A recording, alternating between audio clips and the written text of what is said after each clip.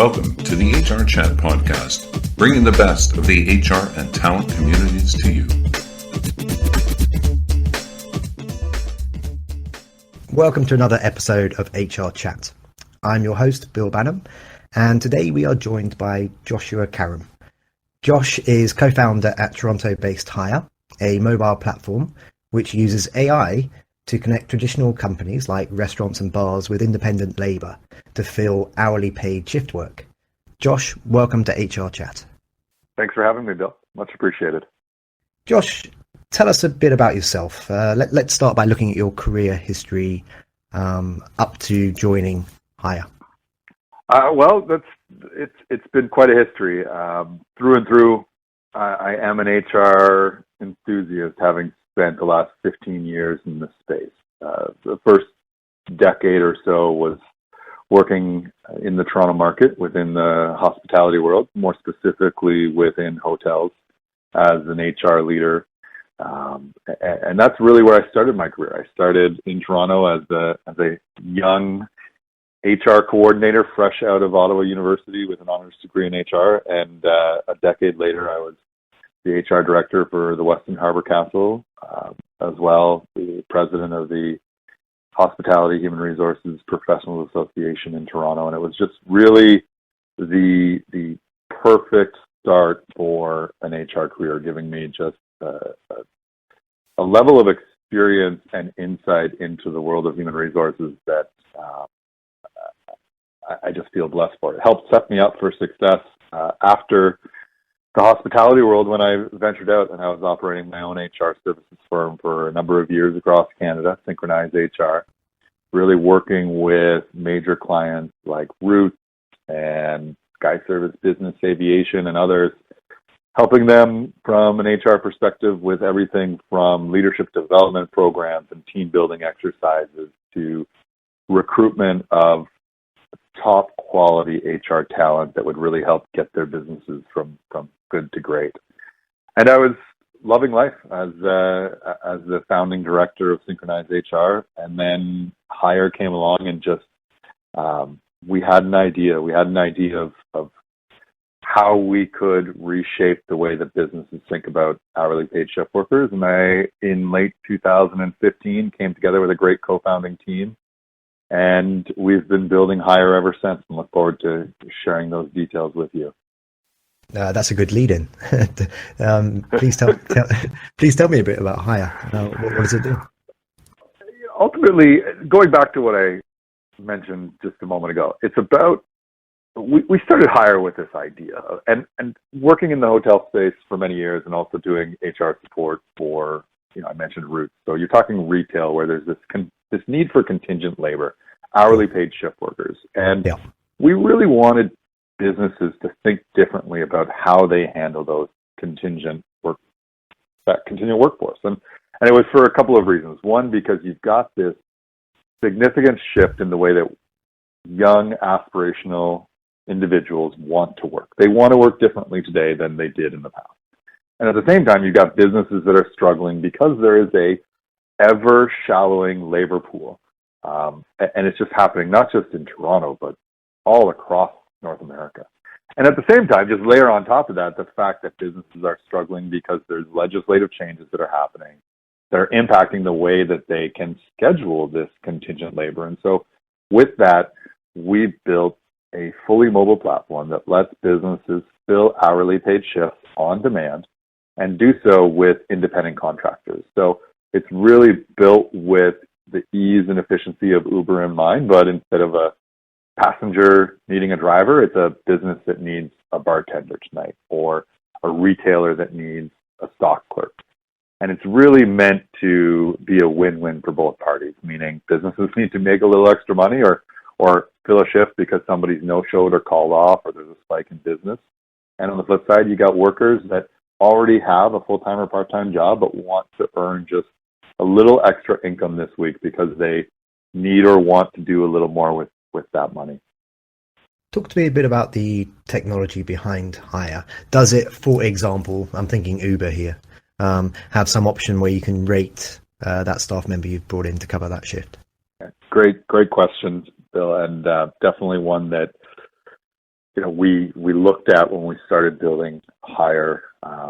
Fortunately, just from a tech perspective, we really have a phenomenal tech team behind us. One of our founding members, Tom Bullock, was one of the founding team members and a studio CTO at Zynga, so the social gaming giants that changed social gaming on Facebook and created Farmville and Texas Hold'em Poker. And so he really has a great mind to help build out our ideas and what the HR world is going to want. One of those being ratings. We have a fully transparent rating system. So it's not only businesses being able to rate the talent that comes in on a shift-by-shift basis, but we actually allow the talent to rate the businesses at the end of the shift on management and teamwork. As businesses rate talent, they rate them on everything from punctuality to performance, but also on credibility. So if you as an individual are saying that you are a bartender at a senior level from an experience perspective, and you arrive and you struggle to pour a rum and coke, for example, you're going to be held accountable for that. And that rating is going to follow you throughout your entire working life within the platform. So we're really driving social trust within Hire. Now, tell me, does Hire store that data somewhere? Does it maybe make it available? Are there any APIs, any feeds going through to companies like Glassdoor? Because it sounds potentially like you could get some great findings from trends connected with particular industries and specific chains and the interactions that go between temporary staff and permanent. Yeah, you're definitely on the right track. And the last question was really about the technology behind Hire, and this is definitely a great follow-on question, right? It's like, what can we do with that data? How can that data support all the parties involved moving forward? And it goes without saying that in time, as we continue to evolve and grow, we're still very young in our journey, but as we continue to evolve and grow, it's about ensuring that data can be used in other areas. I mean, we really look at the data as being able to be used in a different way. So you've got this swath of talent that is very much underrepresented. They're I guess, precarious workers in many ways, you could say. And so they struggle with their financial aspirations as a result. So one of the ways that we look to use the data is actually to support that group of individuals with everything from earning to saving to borrowing when it comes to financials. So if you can imagine a platform where not only are you earning income, but one of the other key components that we have within Hire and our tech is we actually give a form of benefits to the workers on the system that are now portable for their entire working life. And that sits outside of an employer-employee relationship. It's benefits that those workers hold to themselves, that they can allocate the funds in the benefit account to whatever matters most to them, whether that's personal savings, whether that's health and dental, or whether that's vacation time. And so having all the data around a worker's earning history, you mentioned reviews, so their earning potential based on their performance history, we can also look in the future at doing loans and microloans through the platform. So it really becomes a strong economic platform that supports the financial aspirations of really an underrepresented workforce. I think now that it's possible to run a business from your mobile phone. I don't think that it was necessarily fully accessible and available to everybody up to a couple of years ago, maybe. You had some good iPhones out there, but nothing else really was competing very well. Not everybody wanted iPhones. How do you think in the last couple of years things have changed, and now how has mobile technology impacted recruitment? I believe that mobile devices are really the gateway to recruitment. I remember reading this great article that found that 58% of communication within the candidate to a business was happening through mobile devices. And that was in comparison to, I think it was 21%, which was through your corporate website. I mean, that's almost 3 times as much. And it really, think about what we've built with Hire. So we've actually built a fully mobile platform. We're not even web-based. Of course, we have a website and whatnot, but the entire process of connecting the two parties in this relationship happens through the mobile phone.